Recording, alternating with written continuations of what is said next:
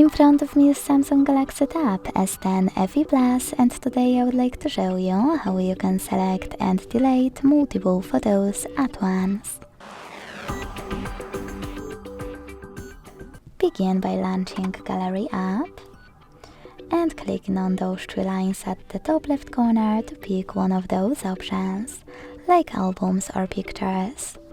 Either way, when you're ready, hold one of your photos you wish to delete and click on those dots at the top left corners to select multiple.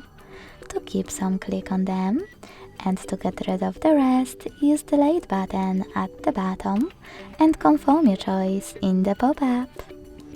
Thanks so much for watching. If you enjoyed this video, leave a like, comment and subscribe. Bye!